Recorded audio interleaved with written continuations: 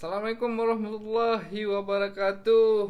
Pagi, Alhamdulillah pada hari ini sempat untuk live bersama di Facebook Live. Alright.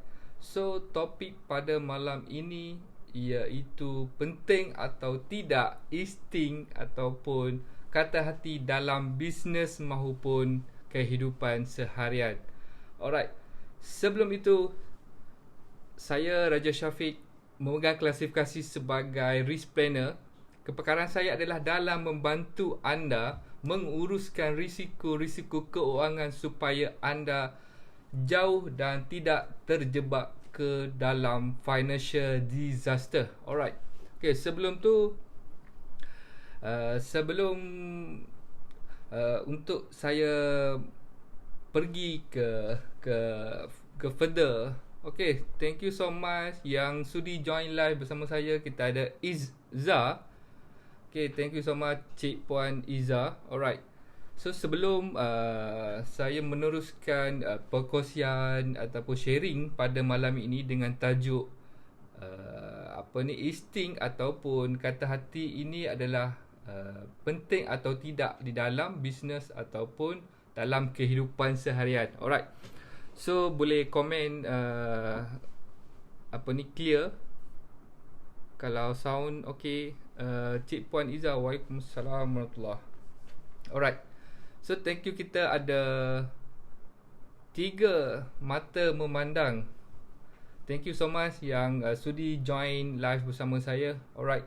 So untuk mengupas topik pada malam ini, sebenarnya kalau ikutkan kata hati ataupun insting kan, banyak kecelaruan yang berlaku dalam dalam diri kita sendiri kan. Sebagai contoh, kalau kita ikutkan, kita nak menghuraikan topik penting atau tidak, kita melihat kepada permasalahan yang berlaku dalam.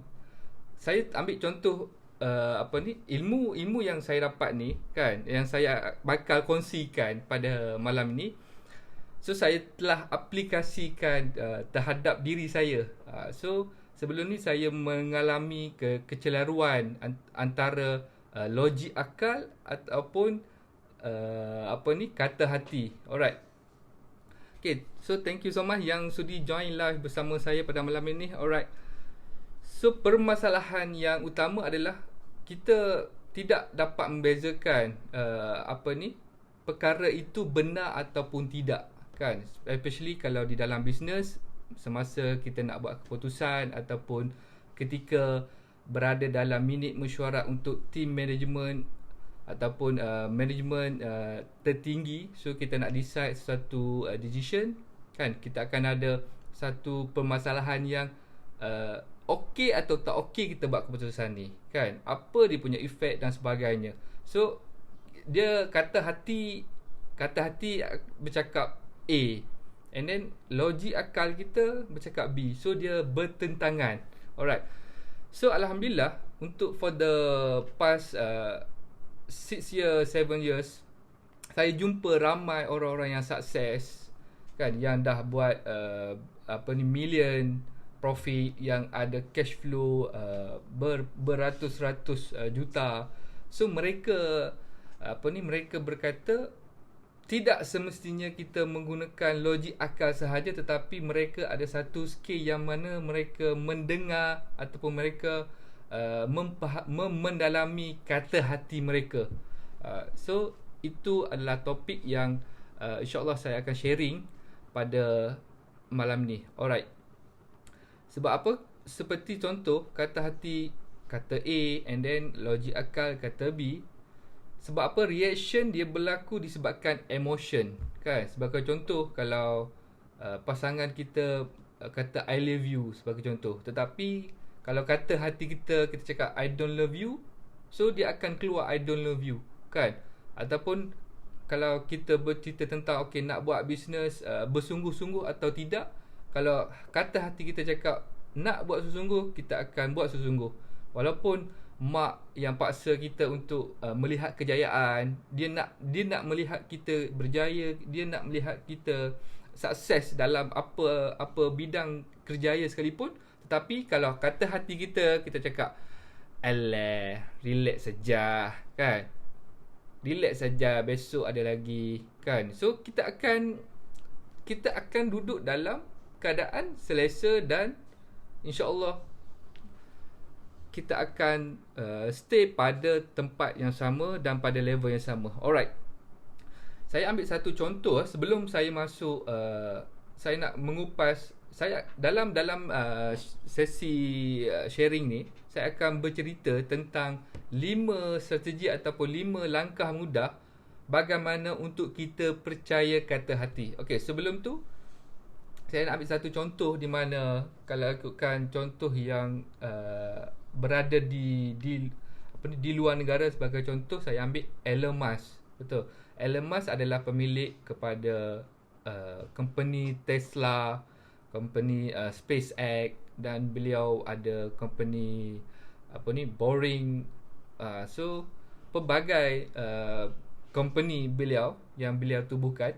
Dan Tesla ataupun kereta yang menggunakan tenaga elektrik, so beliau create pada berbelas tahun dahulu. Kalau mengikut logik akal, kan, kalau mengikut logik akal, beliau akan kita akan, siapa yang nak guna kereta elektrik, kan? Sebab apa? Ketika itu, berbelas tahun yang lepas, ketika itu kita menggunakan minyak atau RON 95 ataupun diesel, jenis diesel.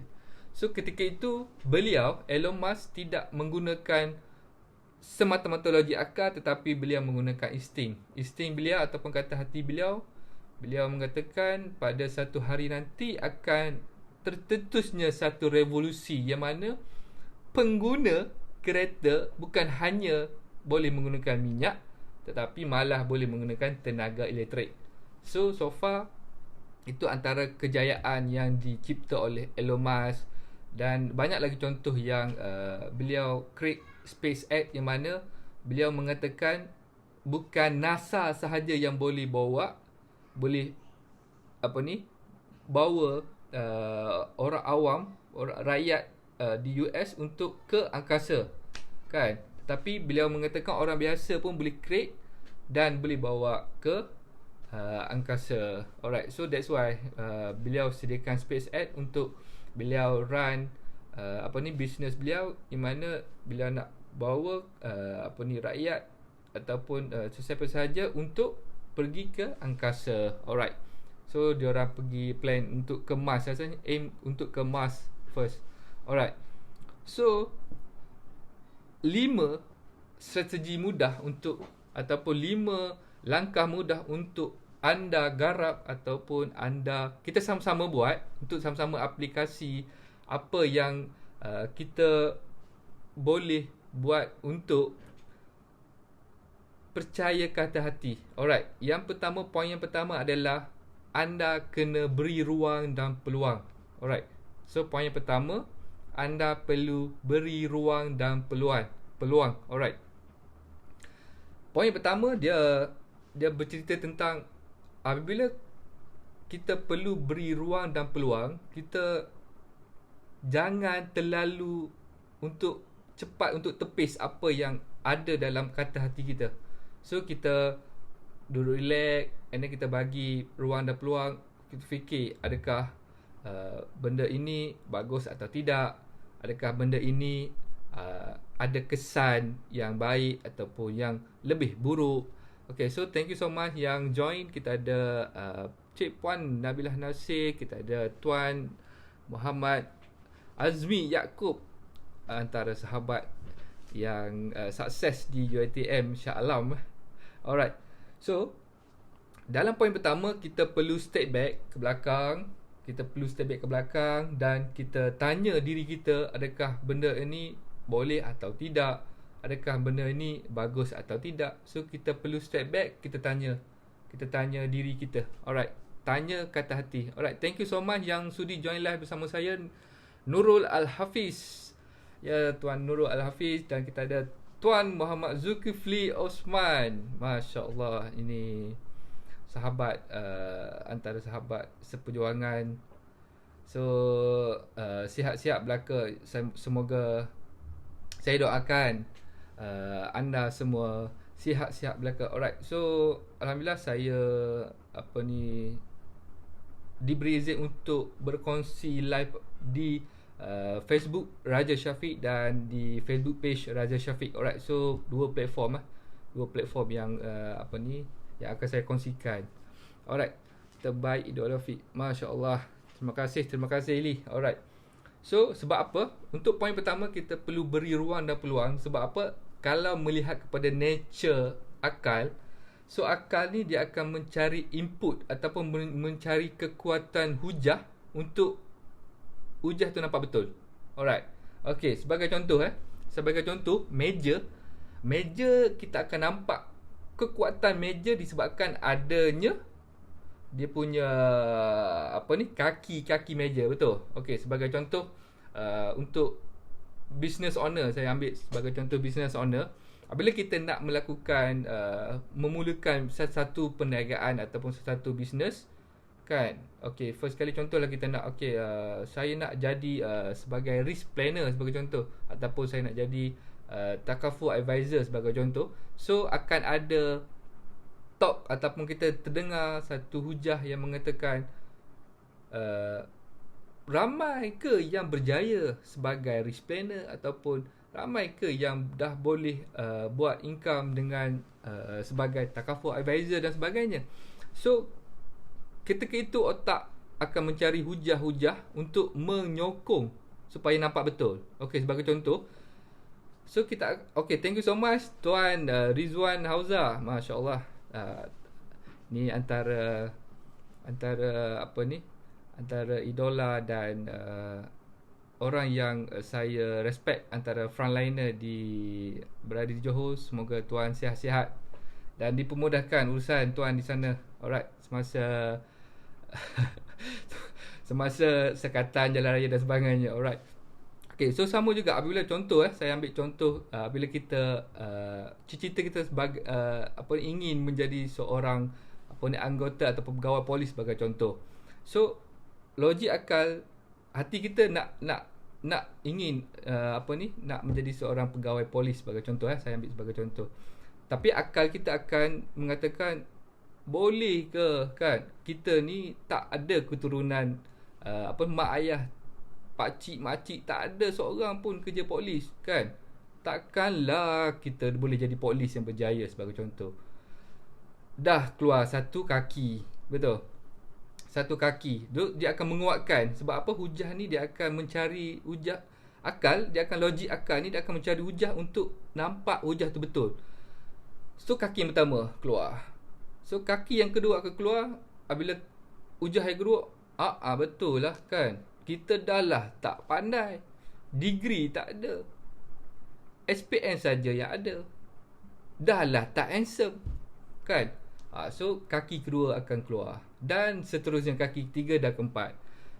That's why apabila untuk kita percaya kata hati, kita perlu bagi ruang, kita perlu step back. Dan saya percaya Tuan Rizwan Hauza, sebab saya pernah terdengar cerita beliau pun agak sukar untuk move on daripada tempat kerja beliau, iaitu di Bursa Malaysia, untuk menceburi bidang PDRM.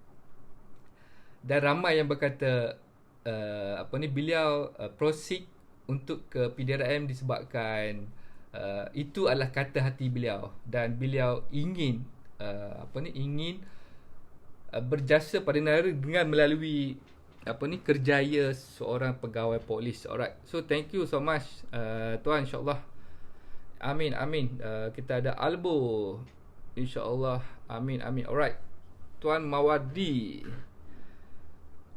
Okay, so untuk poin yang kedua, Kak, bagaimana untuk kita percaya kata hati adalah, yang pertama, kita bagi ruang dan peluang untuk kata hati. Kita step back, kita tenang, kita fikir adakah ia betul, adakah ia salah, dan kita buat keputusan. Alright, so untuk yang kedua adalah, poin kedua adalah kita melihat emosi ketika itu. Okey, semasa kita nak bercakap ataupun kita nak melihat kata hati, kita melihat kepada emosi ketika itu.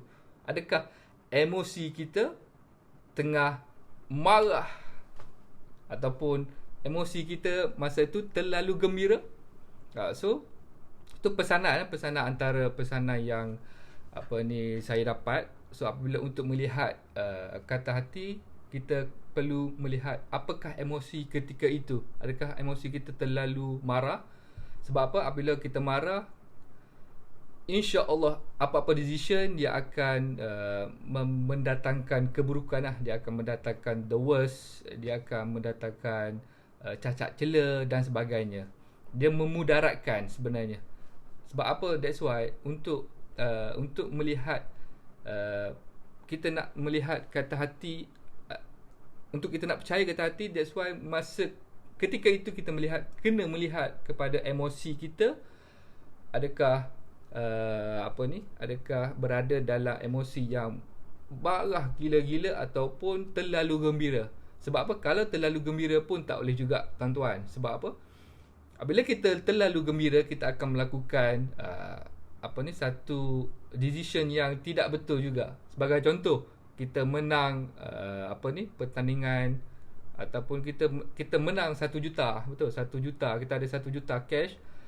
So apabila kita terlalu gembira, datangnya member kan bagi tahu hang perlu pakai Mustang.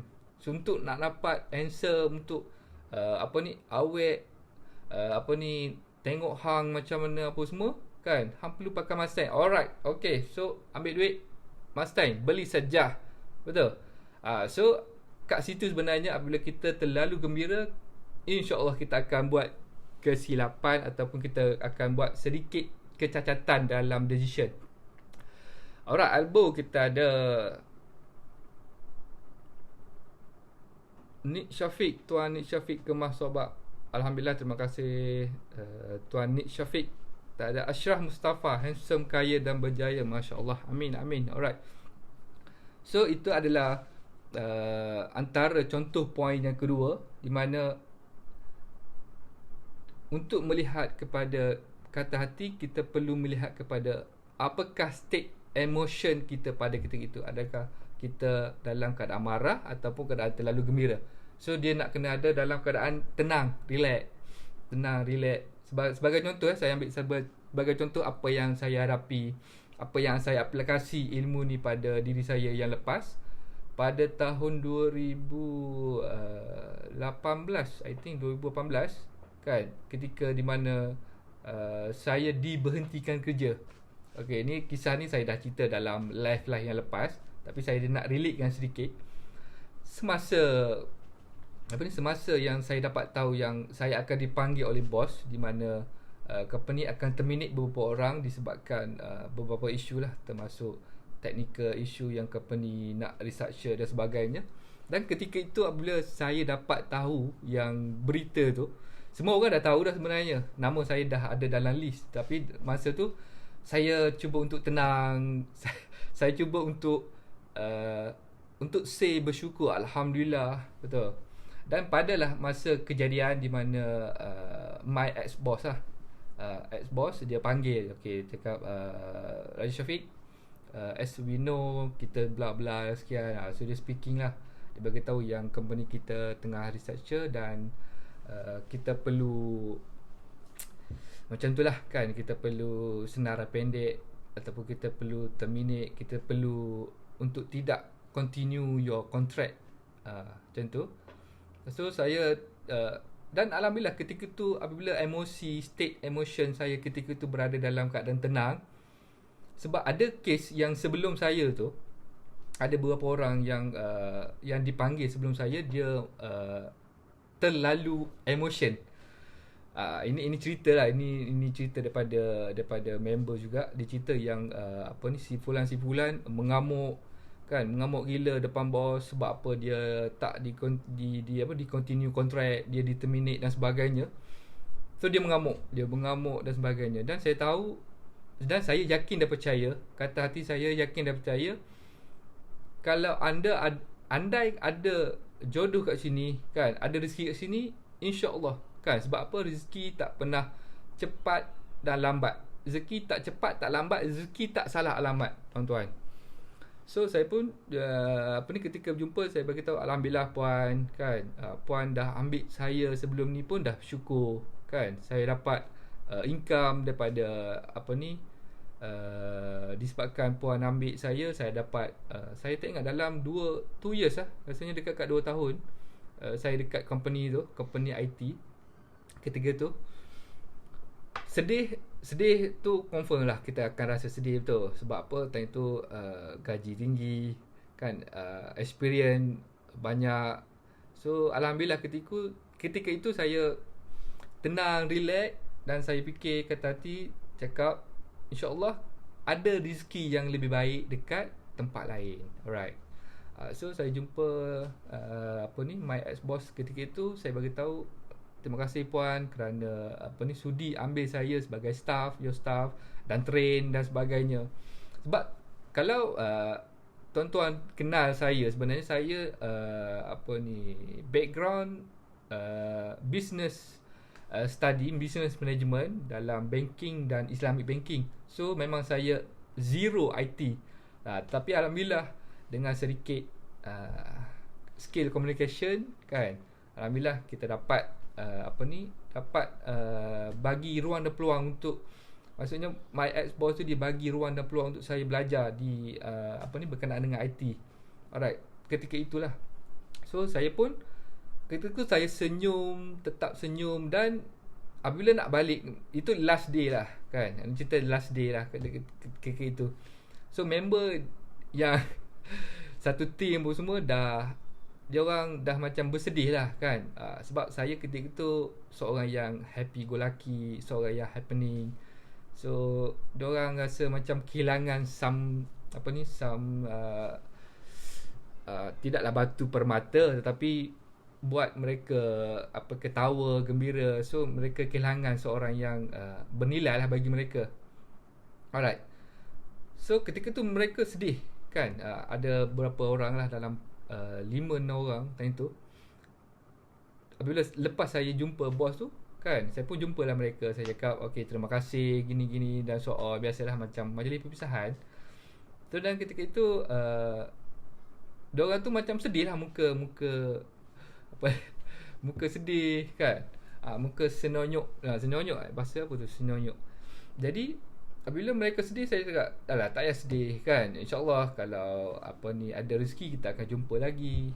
Dan be the best, buat yang terbaik, kan. Sebab apa, ada rezeki mana, insyaAllah.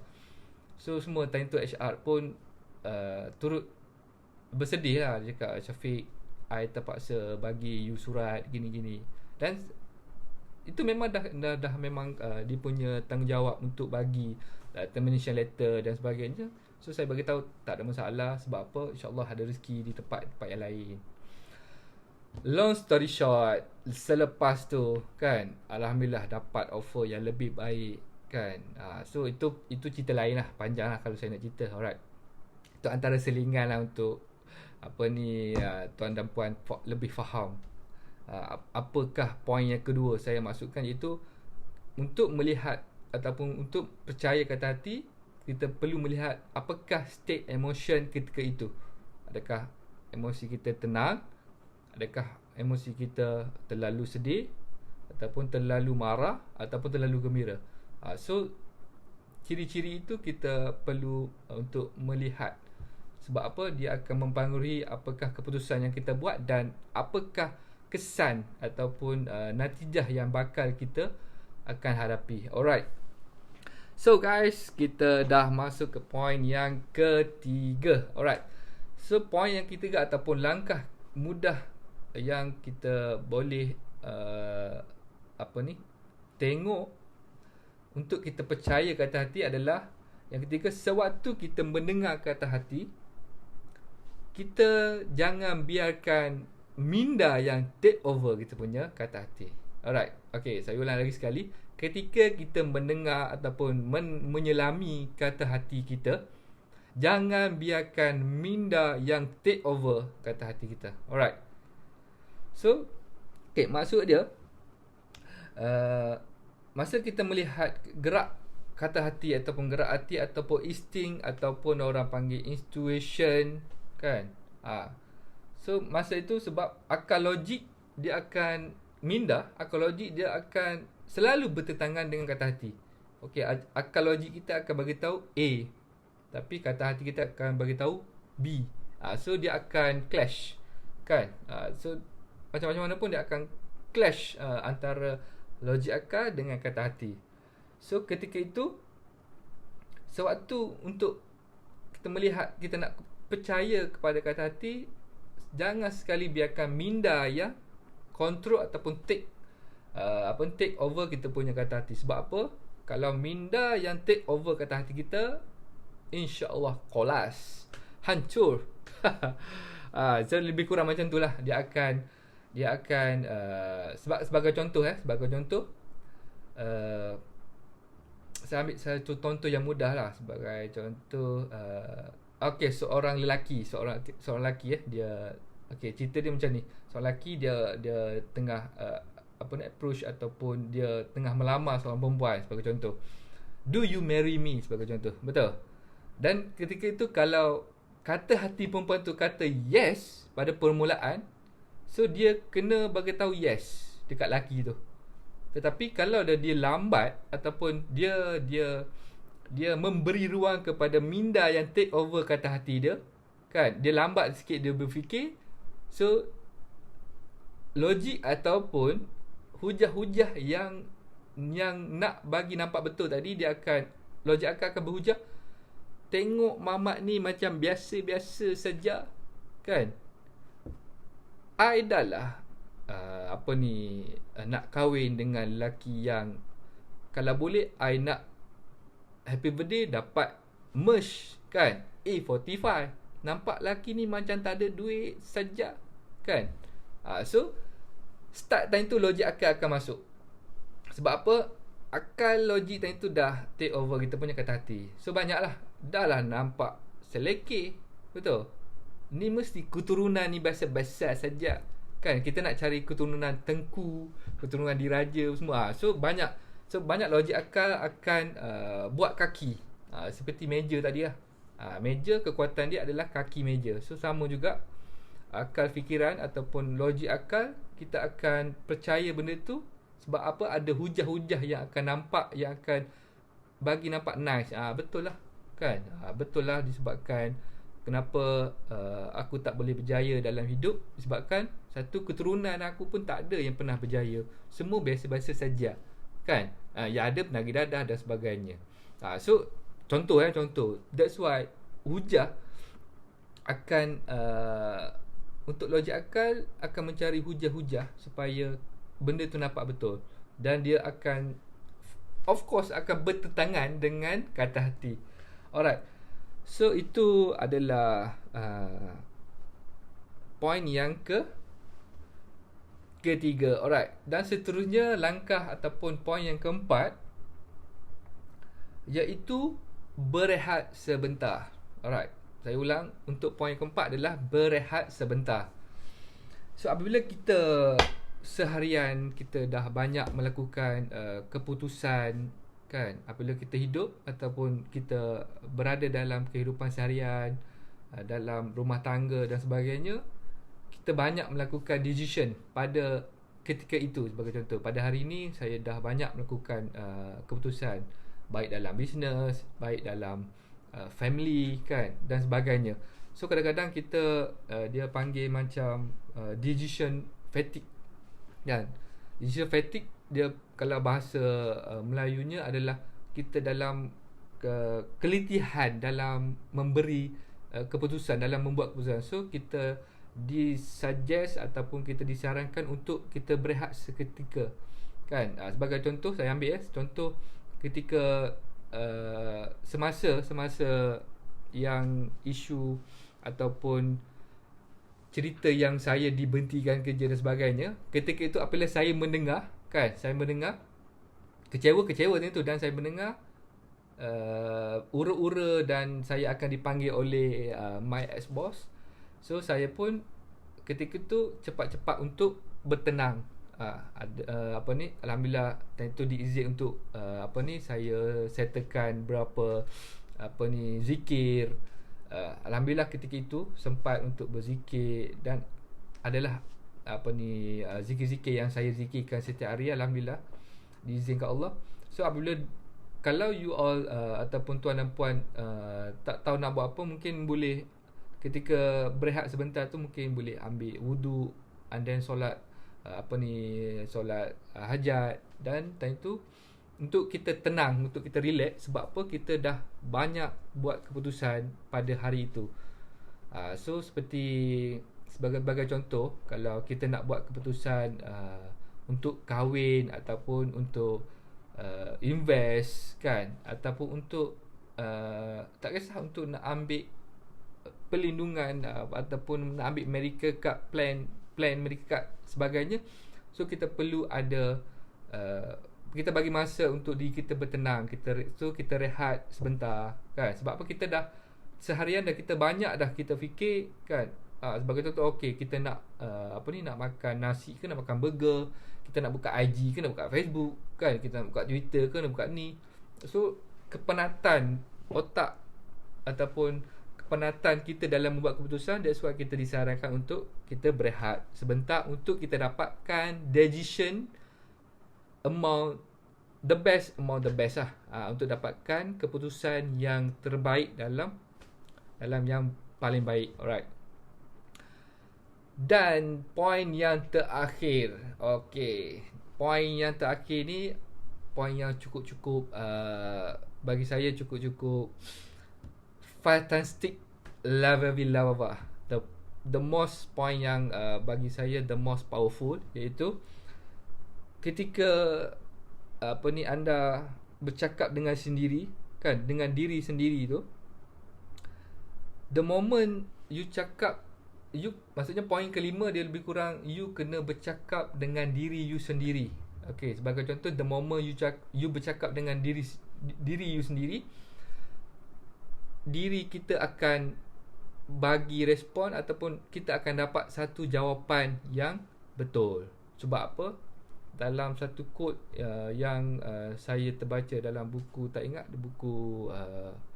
buku siapa, dia cakap apabila kita bertanya soalan yang betul, insya-Allah dan pasti nescaya kita akan dapat jawapan yang betul. Alright. So poin yang kelima adalah, dia lebih kurang macam ni, untuk lebih faham. Poin kelima ni, kita perlu bercakap dengan diri sendiri. Sebagai contoh, kita nak buat decision untuk kahwin, betul. So kita akan bercakap, Syafiq kan, betul ke nak kahwin dengan sebagai contoh dengan si fulan kan, betul ke nak kahwin dengan dia? Lepas tu you akan ada satu feeling, ataupun you akan rasa ya betul kan. You bercakap dengan diri you sendiri, so betul. And then you cakap, nampak dia macam orang yang biasa-biasa saja kan. Nanti kalau dah kahwin, tak bahagia sebabkan duit tak ada, and so on. So you akan ada satu jawapan di mana apabila you bercakap dengan diri you sendiri.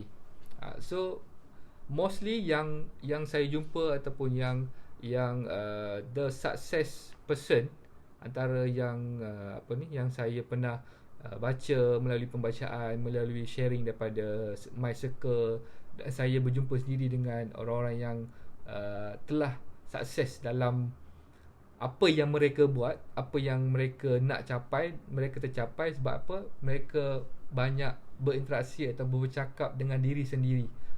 So mereka bagi tahu yang betul ke mereka betul ke aku nak buat macam ni kan.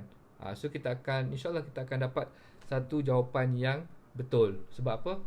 When we ask the correct question, we will get the right answer. Alright.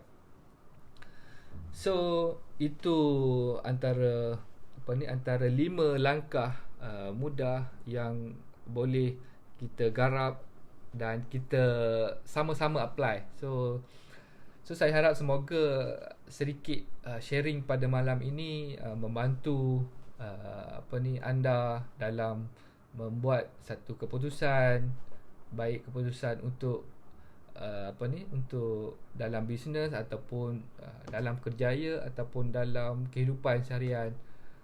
So itu sahaja daripada saya perkongsian pada malam ini.